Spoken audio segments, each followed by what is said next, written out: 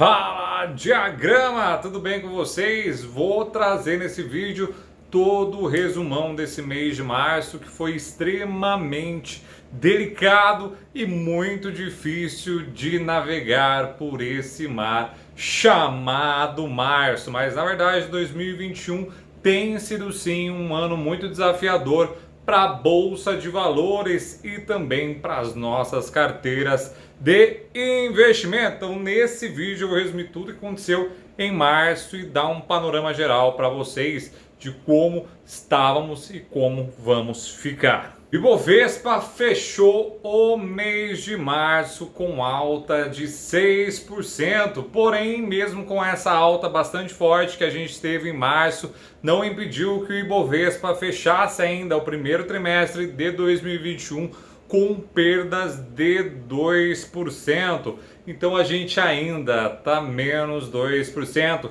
se seguíssemos só o Ibovespa. E aí basicamente os 3 primeiros meses do ano eles foram marcados pela preocupação dos investidores com o ritmo de vacinação aqui no Brasil e também do mundo, tanto a vacinação quanto também o aumento do contágio do corona, tanto aqui como na Europa e também nos Estados Unidos. Isso deu uma atenção bastante forte, tanto para a economia, também com vários lockdowns, obviamente. Porém, a gente ainda consegue, na verdade, ter uma esperança, porque, por exemplo, nos Estados Unidos acabou dando uma aliviada e uma despressurizada quando os Estados Unidos conseguiram injetar 1,9 trilhão, na verdade, com todo o auxílio ali do Senado americano, apoiando Joe Biden, que é o nosso presidente americano atualmente. Isso também ajuda a elevar a expectativa de crescimento, não só da economia dos Estados Unidos, mas como do mundo todo. E aqui no Brasil as atenções se voltaram às reformas ministeriais. Na segunda-feira, no dia 29, foram trocados 6 cadeiras ministeriais aqui no Brasil, inclusive o ministro da Defesa, Fernando Azevedo e Silva, e o de Relações Exteriores, Ernesto Araújo. E ontem foi a vez do comando das Forças Armadas também ser substituído, com demissões dos chefes do Exército, da Marinha e da Aeronáutica. O general Braga Neto, antigo ministro da Casa Civil, será o novo ministro da Defesa. Então tivemos várias trocas aqui no Brasil também de cabeças. Na verdade, as peças foram trocadas num movimento que a princípio deu uma assustada, mas depois foi muito bem aceito pelo mercado, e há expectativas ainda de que a reforma ministerial abra espaço pro Centrão. Na verdade, Bolsonaro chegou um momento que viu que não adiantava ficar brigando, assim como a Dilma fazia, e acabou sendo empichada, na verdade. Então abriu esse espaço para o Centrão, o que vai melhorar muito o diálogo do Executivo com o Congresso e teoricamente vai acelerar também votações de pautas como a reforma administrativa já citada pelo Lira diversas vezes. Então um cedimento, na verdade, do Bolsonaro em relação a esses cargos deve sim ajudar bastante essa movimentação, e ontem, por exemplo, as bolsas subiram bastante. Em março também a gente teve um movimento bastante volátil do dólar, na verdade, teve uma alta aí de 0,42 no mês, mas o intramês foi muito doidona, na verdade. O dólar, inclusive, valorizou aí nos últimos tempos 8,48%. E o dólar futuro, com vencimento em maio, está dando uma recuadinha hoje também, com falas do novo estímulo fiscal do Biden. Está fechando mais ou menos a 5,63.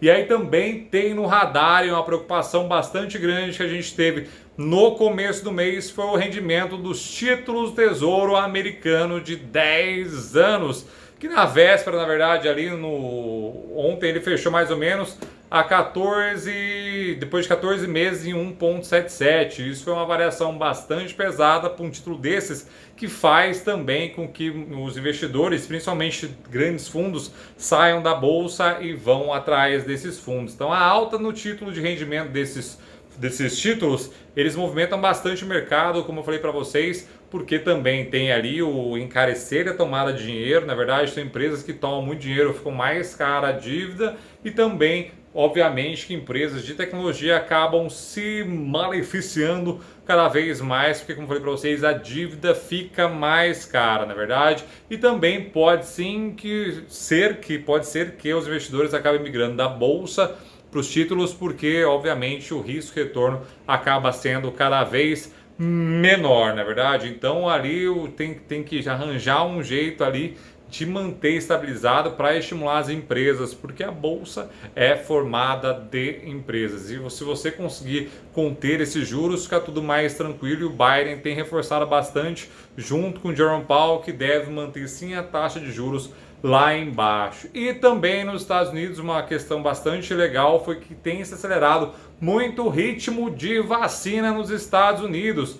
E aí isso, obviamente, tem ali uma recuperação econômica na rabeta. Junto com a vacinação, vem a recuperação econômica e também a inflação, mas dessa vez uma inflação real. E teve mais ou menos aí 3 milhões de doses no país em 3 dias seguidos. Isso foi muito, muito legal. E hoje, basicamente, 43% da população americana já está vacinada. Isso é bom porque nos Estados Unidos é a grande locomotiva do mundo. Então, quando as pessoas olham para os Estados Unidos e vê que lá está se recuperando, o pessoal fala assim, isso vai chegar até nós. E o Brasil também está no rumo, chegando a mais de 1 milhão de vacinas por dia. E também a gente viu também iniciativa privada podendo também doar vacinas, e o Paulo Guedes inclusive fez um pedido a toda a parte privada que ajude sim o Brasil no momento como esses, e tem muita gente ajudando, na verdade, mas a principal é cada um fazer sua parte, porque junto a gente sai dessa sim. Hoje a gente também ainda está vendo aí um arrefecimento, um negócio mais tranquilo em relação ao lockdown já no futuro. Na verdade, a gente hoje está todo mundo trancado em casa ainda, mas está um pouquinho mais tranquilo aqui no Brasil. Teve mais mortes, a gente infelizmente teve o pico de mortes recentemente, mas a gente já viu um processo um pouquinho mais tranquilo. E aí os leitos também vão ser cada vez mais, se Deus quiser, amém, mais vagados.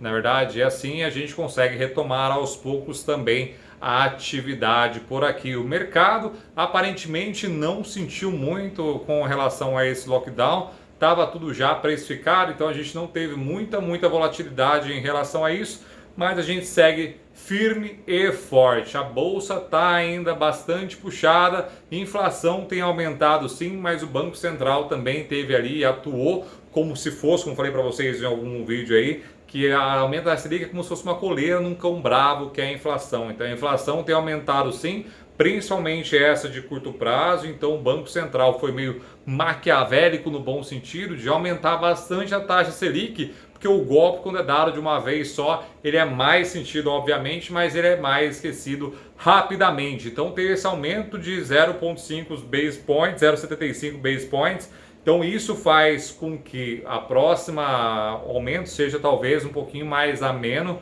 mesmo que o Banco Central tenha dito que vai aumentar mais, mas a gente tem que lembrar que a inflação agora no curto prazo está bastante alta assim, mas até então, 2 anos atrás, a gente estava enfrentando deflação, porque a capacidade ociosa das indústrias ainda continua bastante forte.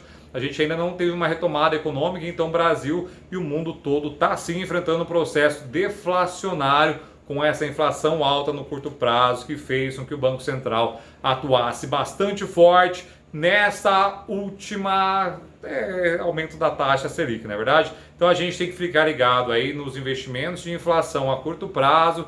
Também, obviamente, pensar em uma coisa pós-fixada da carteira, e ainda a renda variável é o grande alazão das carteiras. Isso porque a gente ainda tem a taxa Selic a 2,75 e tem a bolsa ali com um risco maior. Na verdade, hoje o risco de você deixar o dinheiro no Tesouro Selic, por exemplo, é que ele está perdendo para a inflação. Então o seu dinheiro está sendo desvalorizado se ele não render no ritmo da inflação. Então hoje ainda assim o risco ainda compensa, na verdade, você colocar um pouquinho do seu dinheiro no risco para você ganhar mais, obviamente também tem que respeitar muito o seu perfil de investidor. Então é isso aí, depois me contem bonitinho como é que vocês estão em relação, como é que estão as carteiras aí. A gente está trabalhando bastante pesado para recuperar a carteira dos investidores e a maioria já está no positivo já há bastante tempo. Então aqui na Diagrama a gente faz toda essa diligência e também observação do movimento de mercado para obviamente tentar antecipar o mais rápido possível para que não sofra tanto nesse mar que a gente está vivendo e está muito difícil de navegar. Mas é isso aí, criançada. Então espero que vocês tenham gostado desse vídeo aqui. Deixe comentários, vocês estão achando desses vídeos numa gestão mais ativa aqui das mídias sociais da Diagrama e também do canal, tá bom? Então é isso aí, meu nome é Denis Miyabara e bora ganhar dinheiro!